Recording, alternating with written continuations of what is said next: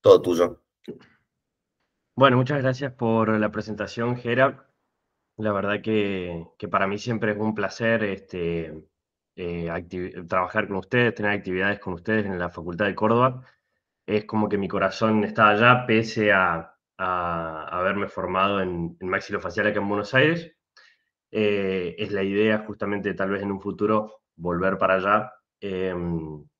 Y bueno, hoy les quería hablar un poco del manejo del trauma facial.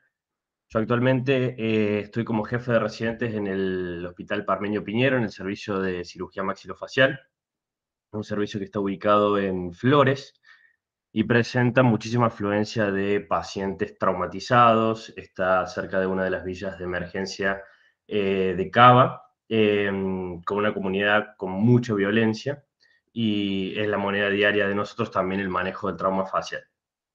Eh, por ahí es un tema medio complejo, sobre todo al principio. Hay mucha terminología médica. La idea mía es por ahí hacer un pantallazo general de todo un poco. De lo que quieran profundizar, me van preguntando. Lo que no se entienda, lo vamos viendo, no hay ningún tipo de problema. Para empezar, podemos definir los traumatismos como toda lesión tisular, orgánica o sistémica que se produce por una acción mecánica externa, un golpe, una caída, un traumatismo, una colisión.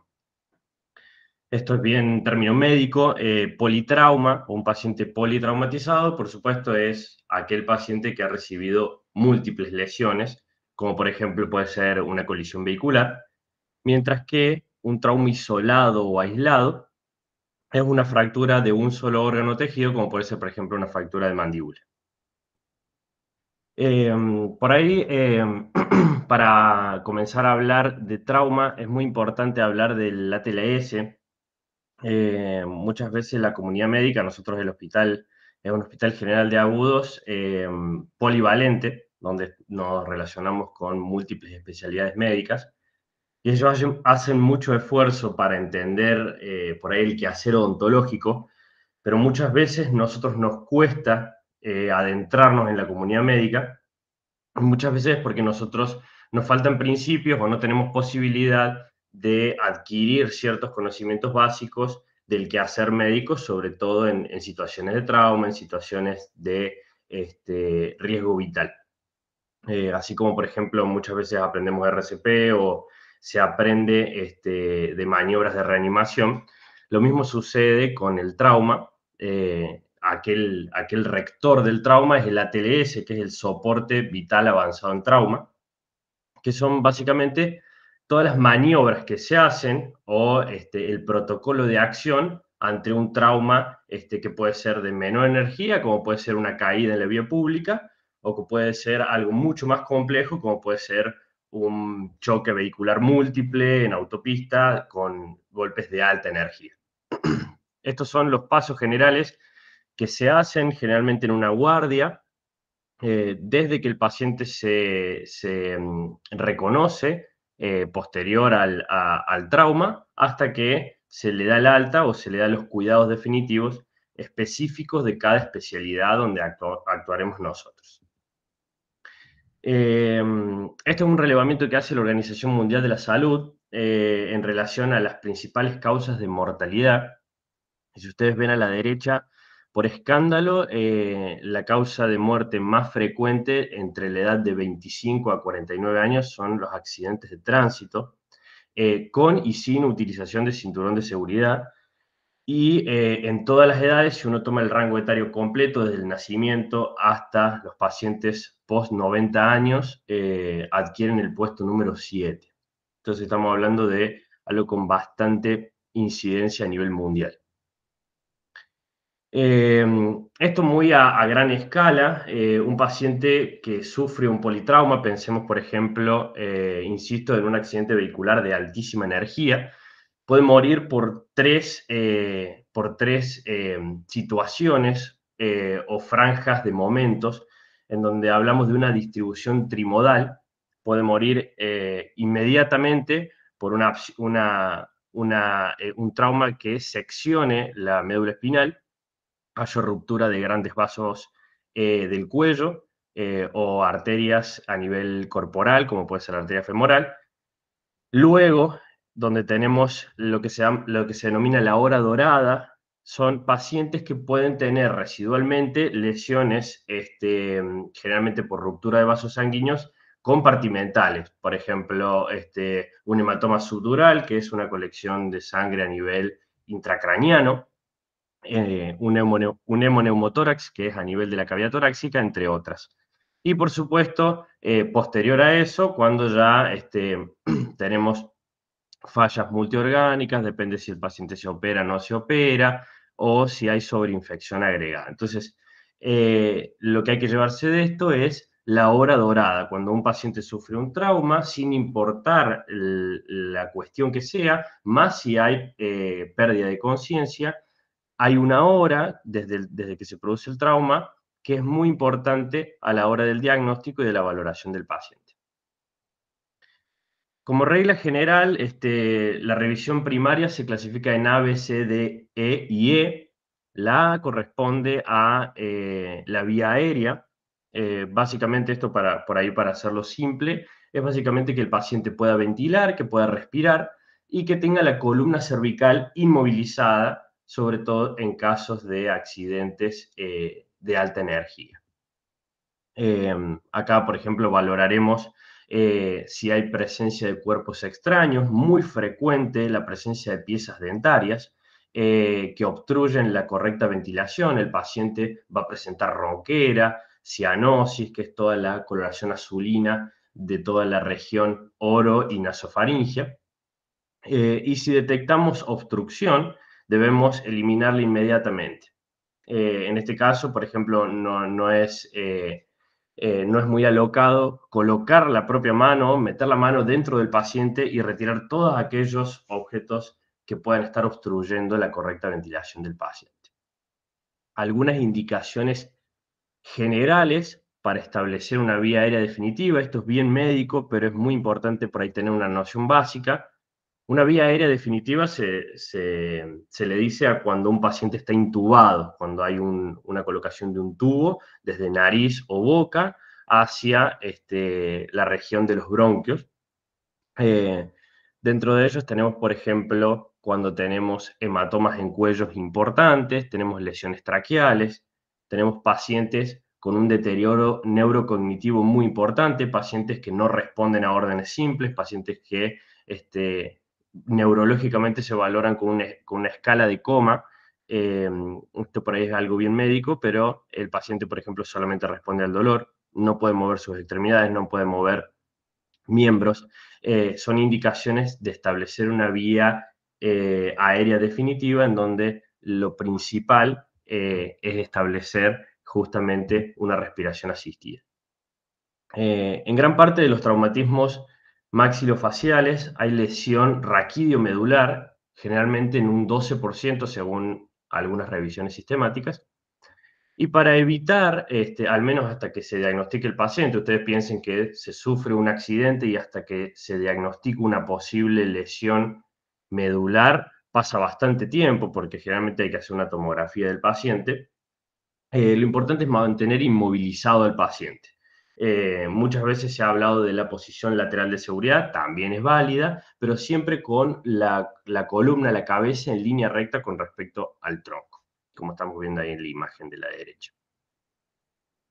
Por supuesto, en casos que no se pueda intubar al paciente, por ejemplo, en lesiones que producen laceraciones de tráquea, laceraciones de faringe, o por ejemplo, hematomas muy importantes, fracturas mandibulares con desplazamientos muy importantes, o fracturas panfaciales, que son fracturas de tercio superior, medio e inferior, ya vamos a ver algunos casos.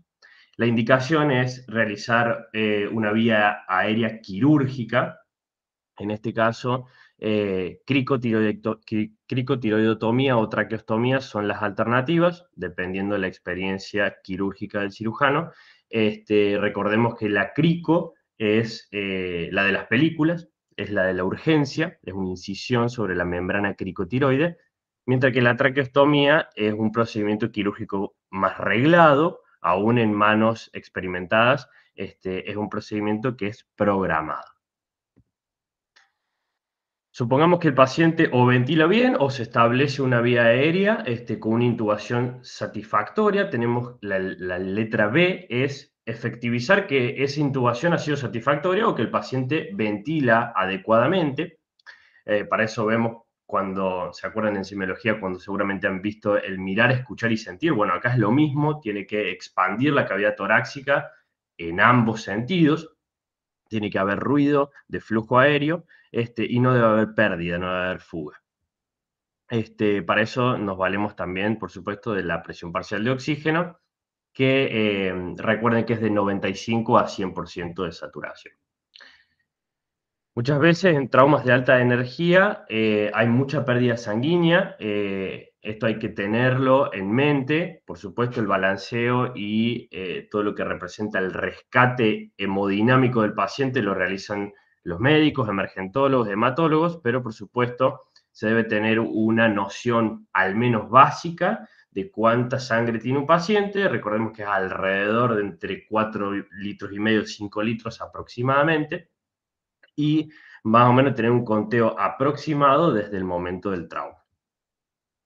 Lo que yo les hablaba recién, la letra D, es la escala de coma de Glasgow. Esta es una escala que se utiliza muchísimo en emergentología. No viene al caso que nos pongamos a especificar esto, pero sí más o menos tener en cuenta, esta escala se clasifica en respuesta ocular, verbal y motora. Respuesta ocular es básicamente si el paciente puede seguir con los ojos la mirada de alguien o cuando uno le habla. Si lo puede realizar, los puntajes más altos van a ser a menos deterioro cognitivo, mientras que los puntajes menos van a ser mayor posibilidad de lesiones irreversibles. Lo mismo la respuesta verbal, si el paciente responde, quién sos, dónde estás, qué te pasó. Y ni hablar las respuestas motoras, en donde el paciente obedece, llévate la mano hacia el hombro derecho, localiza el dolor, o solamente si el paciente mueve los miembros cuando nosotros los palpamos. Supongamos una fractura mandibular, yo palpo, muevo la oclusión y el paciente se despierta o mueve la cabeza, a diferencia de si el paciente responde, mira, me sucedió tal y tal cosa, me duele tal y tal lado, me dieron un golpe en la mandíbula, por ejemplo. Recordemos también, bueno, la última, la letra E, es la exposición, es revisar completamente el cuerpo, no por tener una lesión en una determinada parte del cuerpo significa que no la tengas en otro lado. Muchas veces estos momentos de traumatismo, sobre todo de alta energía, son momentos donde hay muchísima liberación de adrenalina y muchas veces el paciente viene con una herida cortante en determinado lado y posterior a la exposición completa nos dimos cuenta que a lo mejor tiene fractura de miembros inferiores, fractura de falanges, etcétera, que acá intervienen múltiples especialidades. Todos los pacientes que les voy a mostrar acá en la presentación tienen consentimiento informado para mostrar rostros, porque, bueno, desde maxilofacial es muy importante la valoración de la fascia. Este es un paciente de 2 años de edad. Pensemos en todo lo que hemos visto recién de revisión primaria. Este paciente se verificó que haya ventilación correcta, se verificó que haya circulación correcta, que no haya mucha pérdida sanguínea. Este paciente recibió un trauma facial en ocasión de mordida de perro. Es un paciente que es traído por sus padres, lo mordió un perro de la raza Pitbull. A nosotros nos llaman, pensemos que al paciente se le hace todo este triage, todo este proceso de valoración de revisión primaria y recién llaman al equipo de maxilofacial. Bueno, una lesión muy irregular en región geniana, periorbitaria e infraorbitaria, con un colgajo que se mantiene de un pedículo medial. Esta lesión es muy importante tratarla en agudo. En este caso, la literatura habla de que las mordidas o las mordeduras de perro tienen que tratarse de manera no muy minuciosa, es decir, en términos de lavaje sí, pero no en términos de sutura. Hay que dejarlas más bien abiertas. Pero bueno, imagínense una lesión de un pediátrico sacrificando estética, ¿no? Esta lesión estaba llenísima de pelos. hemos hecho una toalette y buscamos suturarla con hilos de sutura pequeños, no hemos utilizado suturas intradérmicas por esta posibilidad de riesgo de infección. Las heridas por mordedura de perro son altamente, con alta incidencia de infecciones. Justamente sufrimos una infección postoperatoria, por suerte con manejo antibiótico y antirrábica, el paciente solo ha perdido una necrosis de un triángulo superior. Posterior a que hemos hecho toda la evaluación primaria, y nos dimos cuenta que el paciente está fuera de un peligro de riesgo vital inminente, se reanima el paciente, esto está a cargo generalmente de emergentólogos, en donde verifican que haya correcta ventilación, correcta circulación y que sea sustentable en el tiempo, es decir, que no solo aguante para la valoración de maxilofacial, sino que digamos, que se mantenga durante las próximas horas y o días. Y recién ahí, recién cuando nosotros tenemos un paciente fuera de peligro, es ahí donde ya nos aproximamos a lo que normalmente hacemos en nuestra consulta, que es una historia clínica amplia, en donde vemos qué le pasó al paciente, cuándo le pasó, cómo fue el episodio traumático, qué antecedentes tiene, qué alergias tiene, y hacemos un examen físico minucioso. En nuestro caso será un examen maxilofacial y odontológico, asociado a otras especialidades. Fíjense cómo cambia lo que es a lo mejor una consulta ambulatoria en un consultorio donde, bueno, mira, me dieron una patada o un codazo en fútbol, se me fracturó tal diente. Entonces, nosotros nos valemos de esta historia clínica, a diferencia de lo que sucede en un ámbito hospitalario, donde nos valemos de otro tipo de protocolos, de otro tipo de líneas de acción. Este otro paciente que concurrió a la guardia por un trauma facial en ocasión de agresión interpersonal con una moladora. Fíjense la gran lesión cortante que atraviesa todo el cartílago, produce una sección completa de lo que es la columna nasal, tabique y cartílagos alares. Por supuesto, este paciente, fíjense primero, vía aérea, ¿sí? Primero revisión primaria, el paciente ventila bien, está fuera de peligro vital inminente, se lo rescata al paciente, ahí recién nosotros suturamos y reducimos la nariz, hicimos un pequeño yeso para la fractura de los huesos propios nasales. Muchas veces en lo que es la especialidad, nosotros podemos sospechar de fracturas muchísimo más graves, que son las fracturas de fosas craneales. En caso de fracturas craneales anteriores, la base craneal anterior, son aquellos pacientes que presentan lo que estamos viendo en esta imagen, que es el signo de Mapache, que es el signo de una equimosis o hematoma bipalpebral periorbitaria bilateral. Este paciente es un paciente con una fractura Lefort clase 3, esto también lo tratamos nosotros, y presenta por la nariz pérdida de líquido cefalorraquídeo. La verdad que este es un paciente con una verdadera disyunción craneofacial y requiere una inmediata interconsulta con neurocirugía, posterior a que esté fuera de peligro por una evaluación de neurocirugía, y recién nosotros actuamos. Otras veces actuamos en conjunto, pero la línea de acción es lo que quiero que se lleven. Otras pautas de alarma, que es la otorragia. La otorragia se suele relacionar con fracturas de base craneal media, de fracturas de peñasco de temporal, fracturas de efenoides, entre otras. Y el signo de Battle, que es un hematoma retroauricular, hace referencia a fracturas de base craneal posterior más occipitales. Una de las preguntas que siempre nos hacen es, bueno, buenísimo, el paciente está fuera de peligro, ya hicimos toda la valoración primaria, el paciente por suerte tiene lesiones neurológicas leves, ¿cuándo lo operamos de una fractura maxilofacial? Bueno, en general, el mejor plazo para operar una fractura del macizo facial es lo antes posible. Y generalmente lo antes posible hablamos de 3 semanas, entre la primera semana del trauma y la tercera semana. Posterior a la cuarta semana, es decir, al mes del trauma, ya ni siquiera se habla de corrección de fracturas, sino que se habla de operación de secuelas. Es decir, un paciente que sufrió una fractura mandibular, sufrió una fractura LEFOR, una fractura dentoalveolar compleja, que pasa un mes, ya el pronóstico es muy diferente a si la fractura es fresca. Piensen, por ejemplo, en el grado de alineación o en el grado de osificación, y ni hablar que a las 4 semanas ya comienza una verdadera osificación, en donde para solucionar eso hay que refracturar.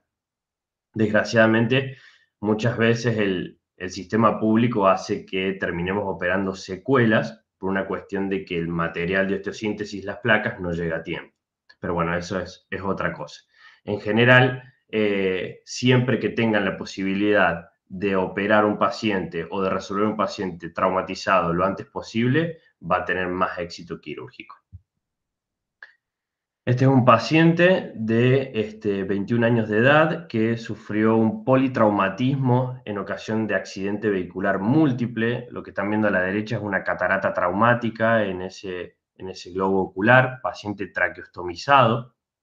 Este paciente, para hacer la revisión primaria que hemos visto anteriormente, se determinó que el mejor lugar para presentar internación o para requerir cuidados era terapia intermedia. Entonces, ahí nosotros lo fuimos a valorar. Se le hizo una tomografía de macizo facial con reconstrucción 3D. Miren lo que es esta fractura. Un paciente con una fractura panfacial. Las fracturas panfaciales son justamente estas que yo les decía, que tienen involucrado el tercio superior, en este caso el tercio frontal, con pared, techo orbitario, pared anterior de seno frontal, fractura naso-órbito-etmoidal, que es toda la estructura media de la cara y superior. Presenta una fractura LEFOR tipo 1 de un lado, LEFOR tipo 2 del otro, y una fractura del cuerpo mandibular con gran desplazamiento.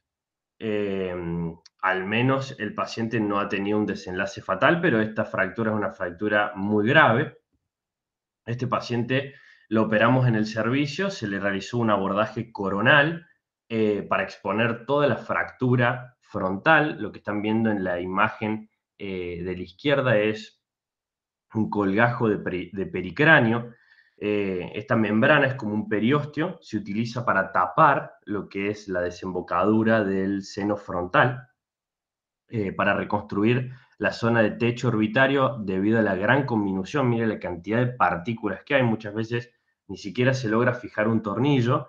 Se colocó una malla y la mayoría de los fragmentos se pudieron fijar con placas de un perfil de 1,5, sistema 1,5 o 2 milímetros. El otro abordaje que se hizo fue un abordaje subciliar, que es por debajo del párpado, para el abordaje de la fractura de reborde orbitario y un abordaje vestibular anterior para solucionar la fractura tipo Lefort, más un abordaje vestibular inferior para la fractura de cuerpo. Y este fue el resultado del paciente. Recuperó la visión del globo ocular derecho. Por supuesto, dista de ser una resolución perfecta, pero al menos el paciente está estabilizado y cursó postoperatorio sin ningún tipo de complicaciones. Bueno, ahora viendo ya el parámetro general, o por ahí lo más complejo, vamos a ir de menos a más. Por ahí algunas cosas nos pueden llegar al consultorio, por ahí otras, si hay alguno de ustedes que tiene práctica hospitalaria o dispensarios, siempre está bueno poder llevarse algunos tips para diagnosticar y o tratar fracturas. Las fracturas dentoalveolares, que por ahí lo han visto en endodoncia, en cirugía, en general, aquellas que presentan fractura de tabla externa, generalmente vestibular, con una ferulización semirrígida, con doble tanza vestibular o un alambre de ortodoncia y resina, andan bien por un periodo de 4 semanas. Muchas veces, si el fragmento es muy móvil, se le puede poner una doble férula vestibular más una férula palatina o lingual. Y en general, del sector, supongamos que se fractura el canino superior con la tabla externa vestibular, al menos denle 3 piezas de cada lado, por supuesto si las tiene el paciente, para hacer una férula que presente contención con múltiples piezas. Si la fractura es más extensa, por más que solo sea tabla vestibular, lo ideal es una colocación de un arco Eric o un arco Peine o una fijación rígida, como vamos a ver algunos casos. Este fue un caso de un trauma por agresión interpersonal, un golpe de puño en región anterior. Presenta central, lateral y caninos con fractura de tabla vestibular y palatina y con una luxación de todo el fragmento hacia palatino. Ahí vemos en una apertura oral cómo además tiene la laceración de los tejidos blandos. Esto es importante no solo desde el punto de vista de la reducción anatómica de la fractura, sino desde el punto de vista del pronóstico de las piezas vitales. Por supuesto, la gran mayoría va a terminar en un tratamiento de conducto y este paciente tiene que tener cobertura antibiótica por posibilidad de infección. En este caso se hizo una reducción manual, anestesia local, reducción manual, y se colocó un arco de Eric o un arco Peine, también llamado, con una lazada alámbrica peridentaria. Esto se pasa por los puntos de contacto y se entrelaza por encima del arco. Un alambre de ortodoncia va hacia afuera y el otro va hacia adentro. Generalmente es alambre sin memoria, 0,5 o 0,6. Y se lo deja por un periodo de alrededor de 45 días. Este es otro caso, otro paciente de trauma en ocasión de agresión interpersonal, una fractura dentro del velar, en este caso mandibular, con todo el fragmento en extrusión. Ahí vemos la exposición quirúrgica. Por supuesto, este tipo de fragmentos puede intentar reducirse y estabilizar mediante un arco Eric, pero cuando realmente el fragmento está móvil y solamente está adherido al periósteo, lo mejor en términos de pronóstico es realizar una fijación rígida. En este caso se colocó una plaquita de un sistema 0,5 milímetros. Cuando hablamos de sistema, van a ver en la presentación que hablamos de sistema 2.0, sistema 1.5, sistema 2.4, nos referimos al diámetro del tornillo que se usa. En este caso se utilizaron placas sistema 1.5 milímetros, eso quiere decir que el diámetro de los tornillos que se utilizan es de 1.5 milímetros. Y los tornillos en este caso son monocorticales, o sea, son tornillos de 3 milímetros, de 4 milímetros o hasta 5 milímetros que solamente perforan vestibulares, es decir, no muerden lingual.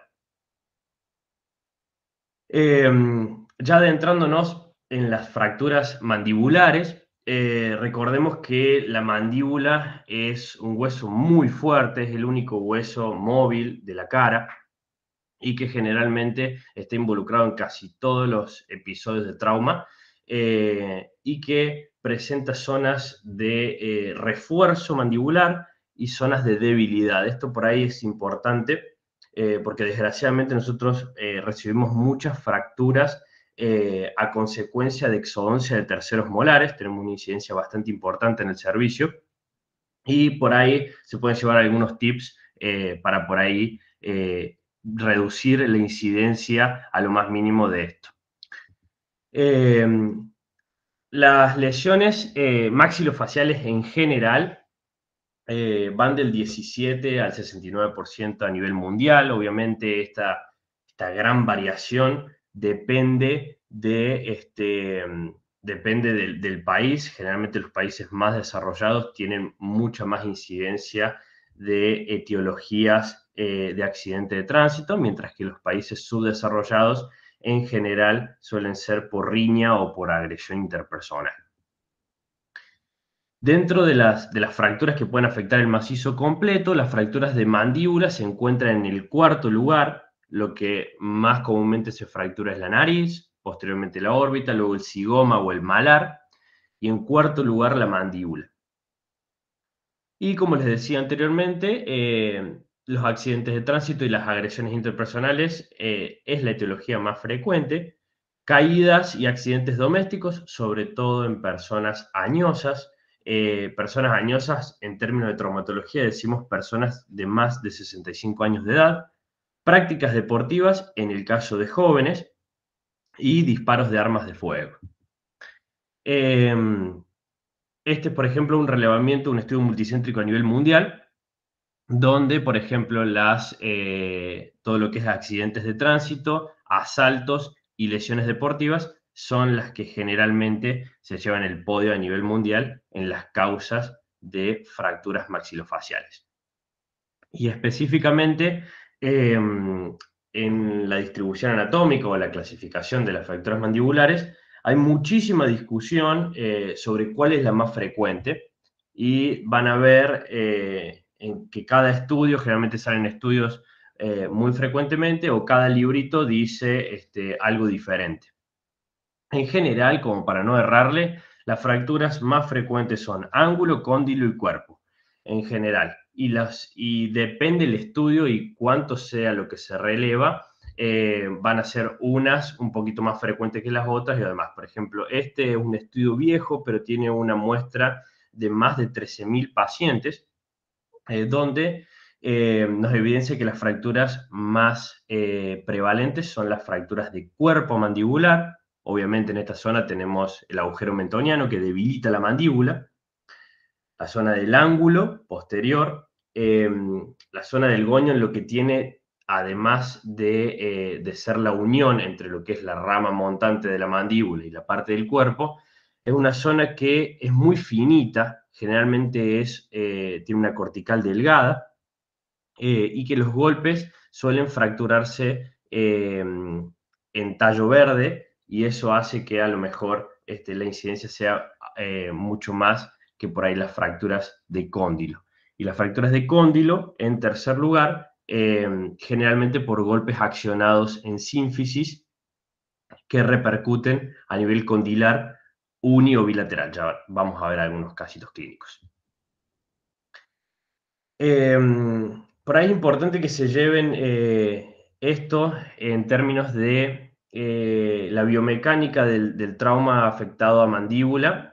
Esto es importante para diferenciar por ahí lo que son las fracturas favorables de lo que es una fractura desfavorable. Muchas veces nos los explican, pero no lo entendemos bien. Depende hacia dónde tracciona el músculo y la dirección de la fractura, si esta fractura va a ser favorable o desfavorable al tratamiento. Miren, por ejemplo, la imagen de la izquierda, en donde los músculos maceteros traccionan el fragmento proximal. El fragmento proximal es el fragmento que tiene el cóndilo. Lo tracciona hacia arriba en el caso del lado derecho, y en el caso del lado izquierdo del paciente, lo tracciona hacia arriba, pero fíjense que la dirección del trazo de fractura es totalmente opuesta.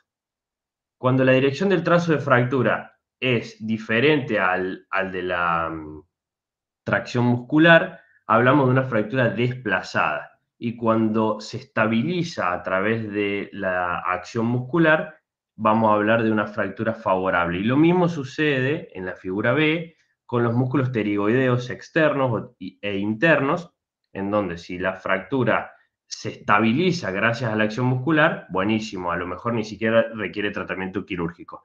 Pero si logra un desplazamiento, lo más probable es que termine en un tratamiento quirúrgico.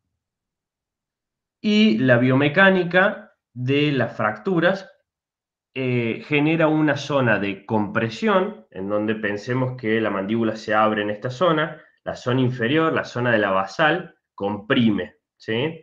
Y la zona de arriba tiende a abrirse, entonces esa zona es como si fuese una soga que se tensa, que es zona de tensión superior, generalmente en la parte de los órganos dentoalveolares, en la parte de los dientes, y una zona de tensión inferior. Esto es importante porque en la zona de compresión siempre van colocadas placas fuertes, placas de mayor tamaño, placas sistema 2.4 milímetros, y la zona de tensión suelen tener placas más livianas. Los principios de traumatología, esto a nivel traumatología general, es reducir, que básicamente es alinear los trazos de fractura, fijarlos a través de material de osteosíntesis, a través de arco ERIC, con lo que se tenga disponible, a través de la lazada alámbrica por ahí en otras épocas, y la estabilización, que es que esa fijación que hemos realizado se mantenga en el tiempo. Y esto es lo que yo le decía anteriormente, que hay sistemas generalmente de 2.0 y de 2.4. Esto es lo que más se utiliza generalmente. Y por esto ahí es algo medio técnico, pero está bueno cuando hay fracturas que requieren mayor carga, ¿sí? Se utilizan placas fuertes, placas robustas, que presentan un sistema bloqueado. El sistema bloqueado es lo que estamos viendo acá en la imagen. Fíjense que el tornillo, la cabeza del tornillo, tiene unas roscas. Esas roscas enroscan, valga la redundancia, sobre la misma placa.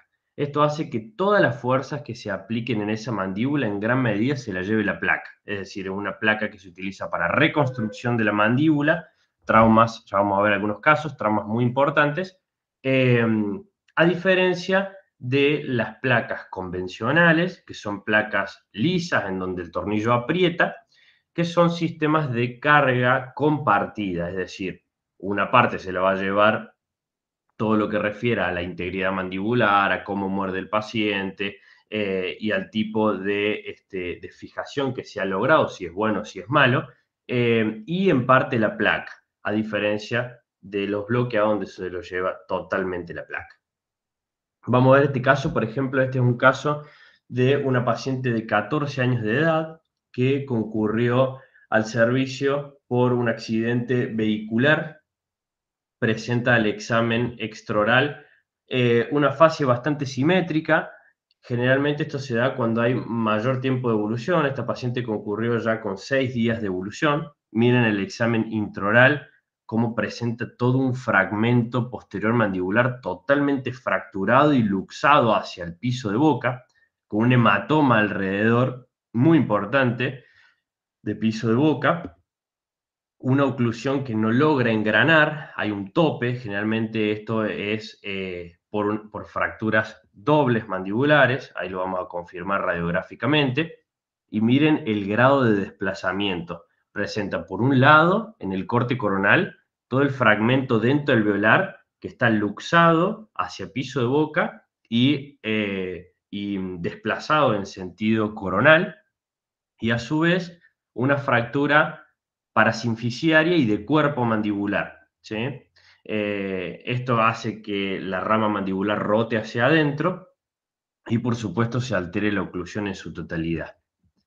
Eh, Acá las partes inferiores, las partes de las basales, son la zona que comprime, ¿sí? Se comprimen unas con otras, y la zona de arriba es la zona que va a estar tensionada. En este caso, vemos en el intraquirúrgico, se realizó todo un abordaje vestibular, exposición completa, se redujo la fractura, se llevó al paciente a oclusión y se colocaron las placas. ¿Ven? Las placas superiores son las placas más livianas, que van en las zonas de tensión, y las placas inferiores son las placas 2.4, que se colocaron rasante a la basal mandibular con conservación del mentoñano, por supuesto, del lado derecho de la paciente. Y esta es la situación alcanzada, esto es el postoperatorio inmediato en control tomográfico y las fotos clínicas de la paciente con una oclusión conservada. Generalmente en pacientes pediátricos preferimos suturas reabsorbibles. Esta es otra paciente, es una paciente de 33 años de edad que concurrió al servicio por un intento de exodoncia de una pieza 38 y fractura mandibular inmediata. El colega concurrió con la paciente y al examen tomográfico vemos esto, una fractura de ángulo en escama con un gran desplazamiento. Miren este corte axial cómo la parte de la rama mandibular con el tercer molar se ha fracturado totalmente y cabalga el cuerpo mandibular todo por vestibular. Esta es una fractura quirúrgica con un gran desplazamiento, la paciente muy adolorida. Y en este caso, lo que se hizo rápidamente para estabilizar a la paciente y disminuir la sintomatología dolorosa fue un bloqueo utilizando tornillos de fijación intermaxilar. Estos tornillos son los tornillos IMF, son como los tornillos de ortodoncia, pero mucho más robustos. Hay que tener cuidado de identificar bien el lugar para no perforar una raíz. Y se hace una lazada, se lleva al paciente a oclusión y se hace una lazada alámbrica en cada uno de ellos. Esto estabiliza la fractura, hace que la fractura no se mueva. Por supuesto, la paciente, hasta que sea operada, se tiene que mantener con dieta exclusivamente licuada por la zona retromolar, eh, pero que el confort hasta llegar a la cirugía es muchísimo mayor. En este caso se decidió abordarlo también por vía intraoral. Ahí estamos viendo la colocación de esta placa en zona de tensión, una placa 2.0 milímetros. Esta maniobra se llama simplificación, en donde se alinean los trazos fracturales y se coloca una placa liviana en la zona de tensión para estabilizar el fragmento, ¿sí? Y la paciente en bloqueo oclusal, ¿sí? Si nosotros alineamos la fractura pero no chequeamos la mordida, puede resultar en una alteración de la estabilidad oclusal postoperatoria. Y una vez simplificado, la colocación de una placa de 2.4 milímetros en zona de compresión mandibular. Esta placa en esta zona se coloca asistida con un set transbucal. El set transbucal es como si fuese un sacacorchos, en donde presenta un punzón, en donde entra la fresa y luego entra el destornillador por vía extraoral a través de una pequeña punzo-incisión para evitar dejarle una secuela estética al paciente. Obviamente, las fracturas que pueden ser resueltas por vía intraoral presentan sus indicaciones, ya vamos a ver alguna de ellas. Y este es el resultado de la paciente, oclusión conservada y nula secuela estética a nivel extraoral. Esta es la situación de la alineación tomográfica. En este caso decidimos dejar el tercer molar y se lo extrajo a los 2 meses y medio después de la resolución de la fractura. Estas son algunas, por ahí si quieren sacarle alguna foto, son algunas de las indicaciones de cuándo se debe sacar una pieza que está en el medio de una fractura y cuándo no. No siempre se saca, ni tampoco siempre se deja. En general, si la fractura va a empeorar si yo le saco la muela que está en el medio, ¿sí? No se la saco, salvo que ésta esté infectada o tenga algún proceso periapical o enfermedad periodontal que por supuesto pueda llegar a complicar el cuadro. En términos infecciosos se saca, si no, se deja. Y si si la pieza dentaria me alinea los fragmentos, es decir, yo puedo llevar al paciente a oclusión aún con la pieza dentaria, en general se conserva la pieza. Por supuesto, si la pieza está fracturada o presenta caries, se realiza la exodoncia sin importar si la fractura se complica o no se complica. Este es otro paciente, 39 años de edad, concurrió al servicio por un trauma en ocasión deportiva. Fíjense, la alteración oclusal presenta una mordida abierta posterior bilateral. Esto es típico por ahí de fracturas de ángulo o fracturas condilares. En este caso, una fractura de ángulo izquierdo. Miren cómo presenta ese tercer molar que está en diástasis, es decir, la fractura se mueve hacia coronal junto con el fragmento dentario y presenta aparentemente ahí unos restos radicular del segundo molar.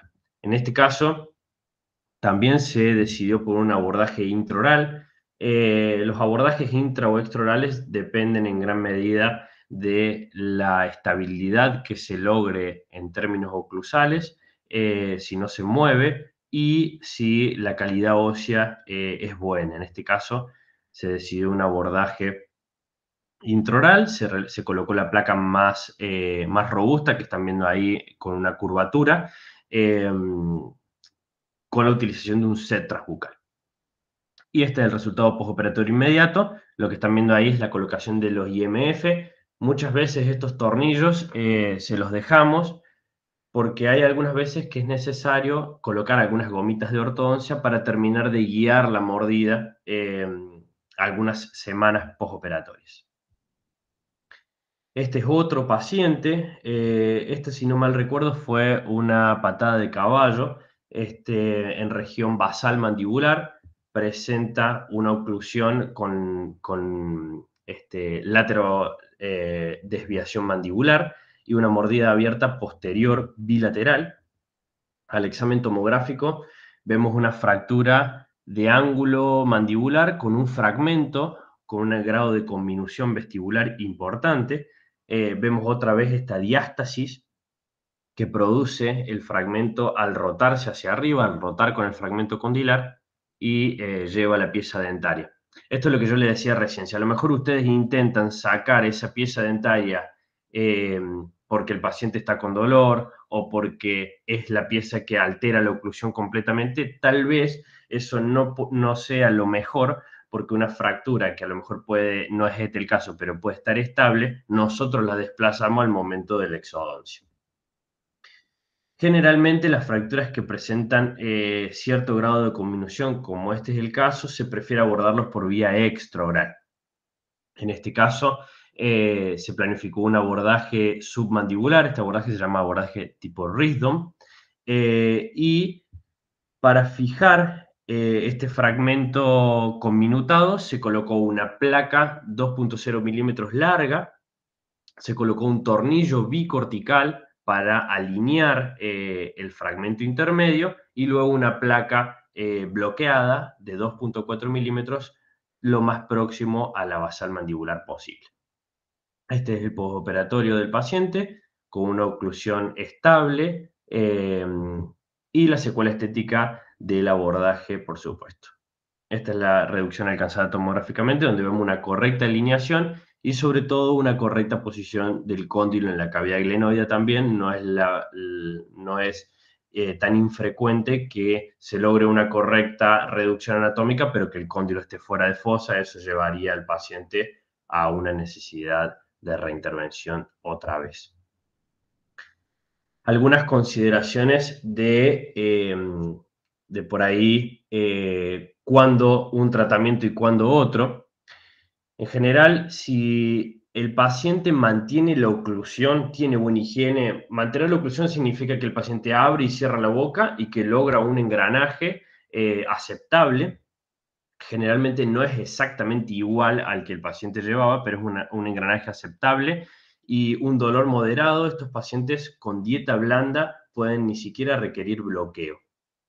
Aquellos que tengan mínimo desplazamiento, pero que lleguen a oclusión, es decir, si nosotros manipulamos esa mandíbula y logramos un engranaje, son pacientes que son candidatos a bloqueo. Los bloqueos en general se hacen con arco ERIC o IMF, como estuvimos viendo.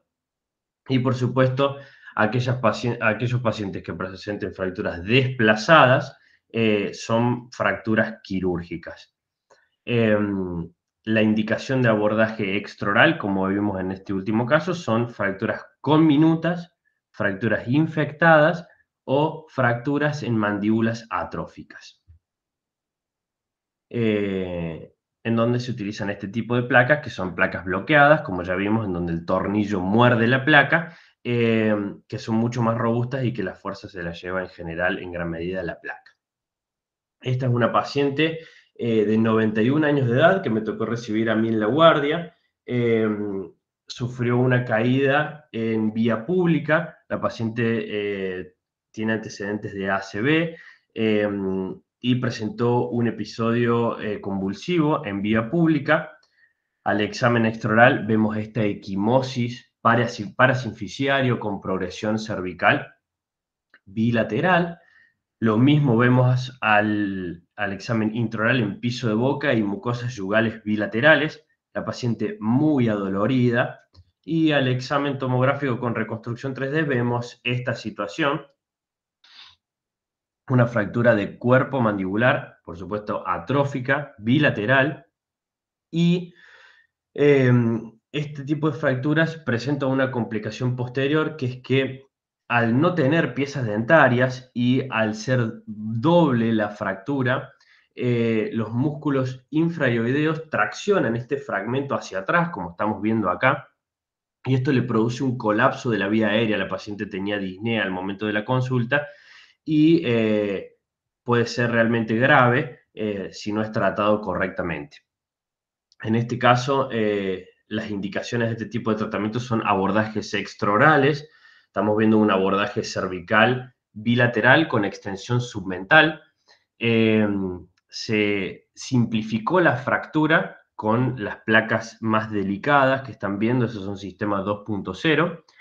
Y una vez que teníamos una alineación más o menos aceptable, ¿sí?, de los fragmentos, ahí sí se colocó una placa de reconstrucción mandibular con tornillos bicorticales. Los tornillos bicorticales, por supuesto, son los que son los más largos y aplican sobre vestibular en contacto o mordiendo la cortical lingual.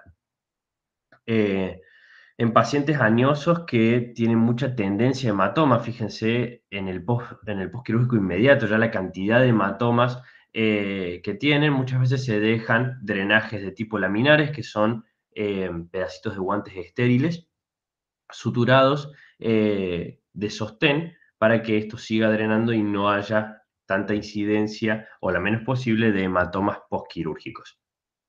Esta es el control tomográfico postoperatorio inmediato, donde se observa una correcta alineación de los trazos fracturarios. Ya la paciente en el postquirúrgico inmediato, por supuesto, influenciada por la analgesia, ya presentaba una correcta movilidad de la mandíbula y el dolor en franco descenso. Por suerte, la paciente se resolvió satisfactoriamente y pudo darse alta sin ningún tipo de complicaciones. Por último, vamos a ver por ahí la frutilla de nosotros, la frutillita del postre, que son las fracturas condilares. Hay gran controversia muchas veces en el manejo de fracturas condilares, son muy frecuentes y vamos a ver algunos tips para el diagnóstico y el tratamiento. Hay muchísimas clasificaciones de fracturas condilares.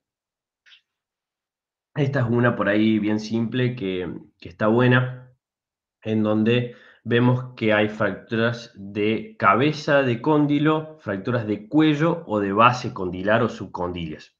Miren en la imagen, por ahí recordando un poco la anatomía, la cápsula articular se une al cuello del cóndilo, ¿sí? Baja al temporal y se une al cuello del cóndilo. Todo lo que esté por encima del cuello del cóndilo, ahí donde vemos lo que dice neck, todo lo que es superior son fracturas de cabeza de cóndilo o intracapsulares. Todo lo que sea desde ahí para abajo son fracturas de cuello de cóndilo. Las de cuello de cóndilo propiamente dichas son las donde está el fragmento que dice low, que es entre la línea de inserción de la cápsula y una perpendicular que pasa por la escotadura sigmoidea, eso es cuello propiamente dicho, y todo lo que esté por debajo son fracturas de tipo subcondilares, que en general cuando presentan desplazamientos son quirúrgicas todas. Para el diagnóstico de fracturas condilares tenemos que tener en cuenta la asimetría facial, en general es bien manifiesta. Suele haber mordidas abiertas prematuras y mordidas abiertas anteriores o contralaterales. Piensen que si hay una fractura de un cóndilo, esa propia rama va a tender a irse hacia arriba, entonces va a producir un contacto prematuro del lado de la fractura y una mordida abierta contralateral por un canteo de la mandíbula. Por supuesto, mucho dolor, el paciente refiere dolor preauricular o por ahí dolor auricular o en región goníaca. Miren este paciente que concurrió a la consulta con una asimetría a expensas de una laterodesviación izquierda, con un aumento de volumen preauricular a consecuencia de un trauma en ocasión de agresión interpersonal, presentan mordida abierta anterior. Y en este caso, el paciente se le colocó un arco ERIC bimaxilar y un bloqueo elástico. Vamos a ir viendo cuándo es la indicación de esto. En este caso es una fractura de cuello de cóndilo. Es esto lo que yo les decía, si uno traza una perpendicular a la escotadura sigmoidea y de ahí para arriba, antes de la inserción de la cápsula, son fracturas de cuello. Y está luxada, está desviada, desplazada o dislocada hacia vestibular o hacia lateral externo. En este caso se hizo un abordaje preauricular. El abordaje preauricular en general se utiliza mucho para condilectomías y muchas veces para manipulación y para fijación se asocia o se lo aborda conjuntamente con un abordaje submandibular, como estábamos viendo anteriormente para las fracturas de ángulo. En este caso, ahí estamos viendo la fractura desde abajo, ¿sí? La fijación del material de osteosíntesis de las placas. Muchas veces se hacen 2 o 3 tornillos por el abordaje cervical y por el abordaje preauricular se complementan los otros. Eh, por supuesto, el paciente, mientras tanto, se coloca el material de osteosíntesis y el paciente se permanece bloqueado. Y esta es la resolución del paciente. En general, las fracturas que estén mínimamente desplazadas o que no presenten desplazamiento, miren este corte coronal, como hay una fractura de la cabeza del cóndilo que apenas está marcada o fisurada. Estas fracturas, en general, si mantienen la oclusión, ni siquiera se las bloquea, se le pide al paciente que mantenga una dieta blanda alrededor de 3 semanas y se lo va controlando cada semana. Por supuesto, si la oclusión se altera o si el paciente siente alguna desviación mandibular, hay que reevaluarlo, ¿sí? Generalmente lo citamos cada 7 días y vamos viendo. Eh, Aquellas fracturas que estén mínimamente desplazadas, que alcancen oclusión, de nuevo, si alcanzan oclusión, significa que si manipulamos esa mandíbula llega a oclusión, llega a mordida.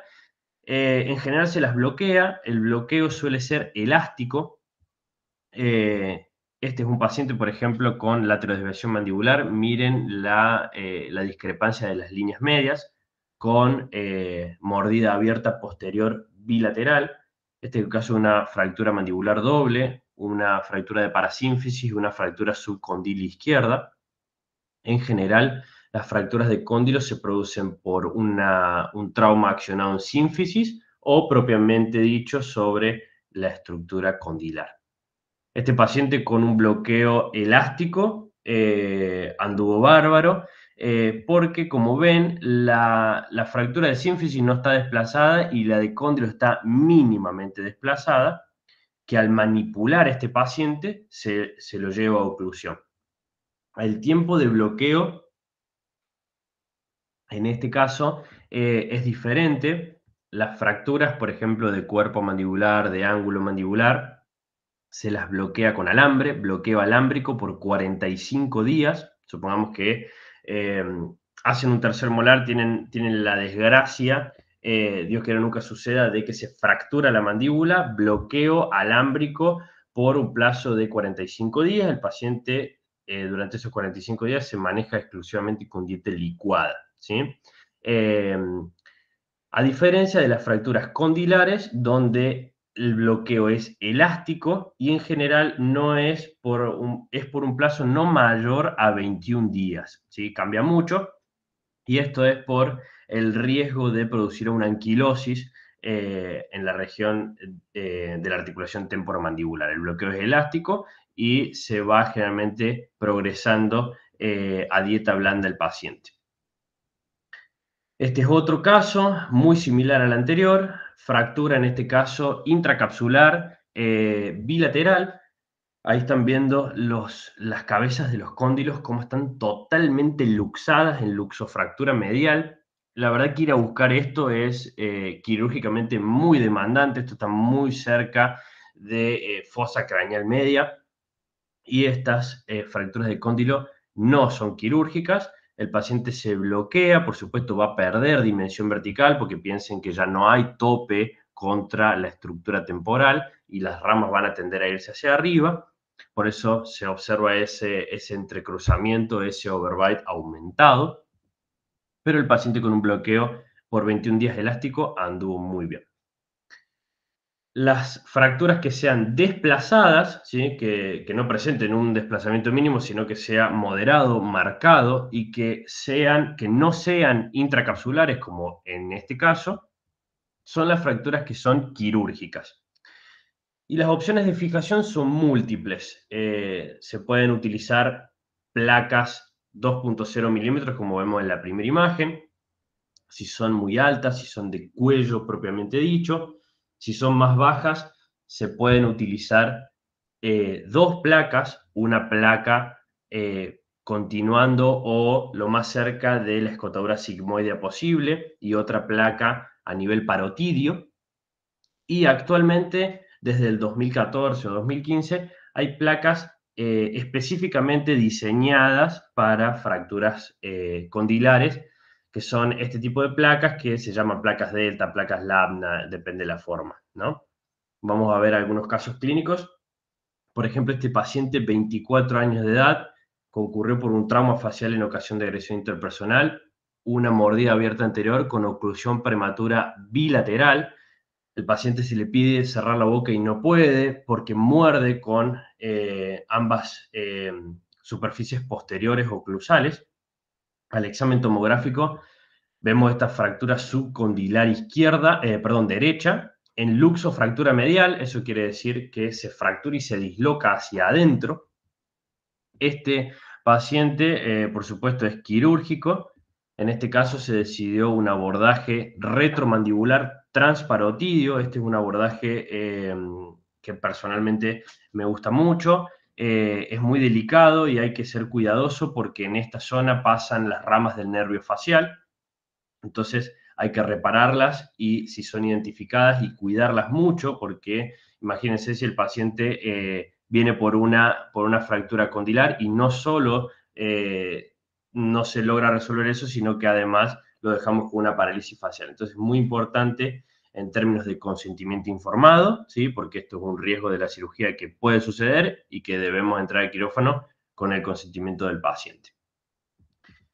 Si ven en esta tomografía, además de la luxofractura medial, se da este fenómeno que les vengo insistiendo mucho, que es la rotación o el ascenso de la rama mandibular con el fragmento dentado, que esto se produce por la atracción del propio temporal y el macetero sin tener tope posterior. Entonces, para lograr reducir esto, nosotros utilizamos un tornillo que se coloca en el gonion, se coloca en el ángulo mandibular, y le pasamos un alambre desde cervical, lo entrelazamos en el tornillo, ahí están viendo cómo pasa el alambre, se le da una vuelta al tornillo y de esa manera el segundo ayudante tracciona hacia abajo con bastante fuerza todo el fragmento, toda la mandíbula desde el ángulo, y eso permite que quien esté de cirujano pueda reducir el cóndilo, pueda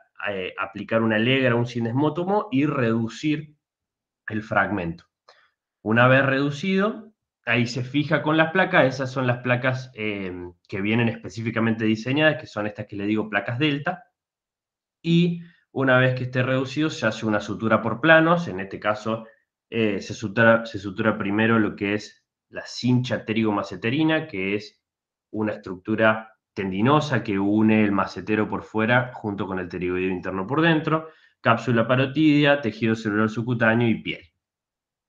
Y este es el postoperatorio del paciente a los 30 días de edad, la secuela estética prácticamente imperceptible, hasta les diría que le queda bien en este paciente, y la oclusión alcanzada en el postoperatorio. Fíjense cómo el paciente tiene tope posterior y eso se ha descomprimido y se lo llevó a oclusión. La apertura que se logró fue una apertura de 5 milímetros, más que aceptable, y apenas una secuela en lateralidades de 1 milímetro, prácticamente despreciable en relación al cóndilo sano, que lateraliza 12 milímetros, tomando como referencia punta de canino y línea media interincisal. Y el control del nervio facial en todas sus ramas, conservado, que es muy importante, y sobre todo este tipo de abordajes corre la posibilidad de lesión del nervio marginal mandibular y de los nervios bucales. Y esta es el control postoperatorio tomográfico, donde vemos una correcta alineación del fragmento. Estas placas, la verdad que son bárbaras porque prácticamente ni siquiera hay que moldearlas, se colocan y ya adaptan perfectamente sobre la superficie ósea si está correctamente reducido. Bueno, en general, como hemos visto, el trauma maxilofacial es de manejo interdisciplinario. Es importante que nosotros hagamos el esfuerzo por entender cómo se manejan estructuras de mayor complejidad, saber que hay todo un proceso antes de que un paciente nos llegue a nosotros. Siempre no escatimar en interconsultas, ¿sí? A veces es mejor pecar de más que de menos, ¿sí? Recordar que la mandíbula tiene sectores de refuerzo. Esos refuerzos son la línea oblicua externa y la basal mandibular. Cuando estén haciendo un tercer molar, no eliminen tanta tabla externa, ¿sí? Y breguen por la odontosección, ¿sí? Cuanto más línea oblicua externa se elimine, mayor incidencia de debilitación de esa mandíbula tenemos. Si se da un hecho infortuito de fractura mandibular, se debe realizar un abordaje lo antes posible. Hemos visto que las fracturas deben tratarse en un plazo lo antes posible, no mayor a 3 semanas, fijarlas adecuadamente con un buen material y, por supuesto, reevaluar al paciente constantemente para alcanzar buenos resultados. Muchas gracias.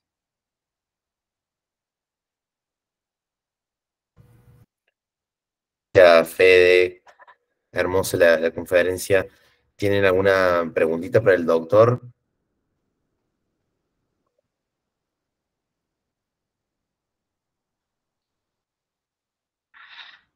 Sí, Oriana, todo tuyo el micrófono. Hola, ¿qué tal? Buenas noches. Muy claro todo, perfecto. Me quedó solo una duda, más o menos ya cuando estabas empezando, de que había que, ¿cómo era? Ferulizar, Perolizar. perdón, ferulizar los elementos dentarios.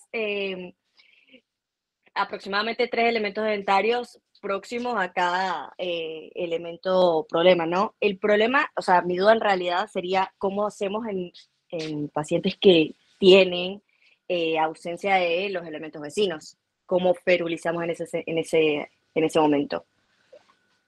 Bueno, en general, me imagino vos te referís, por ejemplo, a una fractura dentro del velar, supongamos, ¿no? Claro, Por ejemplo, una caída o el típico codazo en fútbol, que viene a la consulta con una fractura melodentinaria y además movilidad de todas esas piezas y toda la tabla vestibular, todo el fragmento. Ese podría ser, por ejemplo, un caso clínico, ¿no? sí, sí, perfecto, sí. Bueno, si no hay piezas dentarias, en general complica mucho el tratamiento porque no solo que, digamos, no vas a tener una referencia aledaña, sino que tampoco vas a tener una oclusión para llegar, como para tener de referencia en sentido vestíbulo palatino. Pero te podría decir, por ejemplo, si no tiene piezas dentarias inmediatamente aledañas, ¿sí? Que coloques un arco de Eric, ¿sí? Los arcos de Eric se venden y se hacen lazadas alámbricas. ¿Por qué? Porque son muchísimo más fuertes. Suponete que sufrís una fractura dentro del velar de lateral y canino, supongamos, ¿no? Y que recién las piezas dentarias que tenés son premolares y molares. Bueno, si vos pasás un puente de arco Eric, eso es un alambre, digamos, es de acero inoxidable, es bastante fuerte, y entonces vos podés tener un puente largo, obviamente van a quedar zonas sin piezas dentarias, y eso está sostenido con alambre, que es muchísimo más fuerte que, por ejemplo, una reducción que podrás hacer con tanza o con un alambre fino de ortodoncia y resina, ¿no? En caso de que tengas piezas dentarias, lo ideal es fijación semirrígida, ¿no? Con resina, porque, bueno, el arco Eric es fantástico, pero bueno, muchas veces condenas esas piezas a la anquilosis, ¿no? Claro, sí, perfecto. Sí, buenísimo porque por ahí son muchos los pacientes que suelen tener ausencia de elementos dentarios. Es como un poco difícil últimamente encontrar pacientes que tengan todos los elementos dentarios en boca. Entonces, nada, me surgió esa duda por si acaso llegase a suceder. Muchas gracias. Y obviamente, no, por favor, está muy bien la pregunta porque por ahí, bueno, yo comencé también haciendo guardias y obviamente uno siempre tiene la obligación de preconizar por la prevención, ¿no? Pero obviamente, por ejemplo, si son las únicas piezas dentarias que presenta el paciente en boca, considerar la extracción, ¿sí? En términos de rehabilitación va a ser mucho mejor que por ahí dejarle dos piezas dentarias con una fractura dentro del velar, a sabiendas de que eso digamos, va a solucionar con una fibrosis o no va a andar muy bien, ¿sí?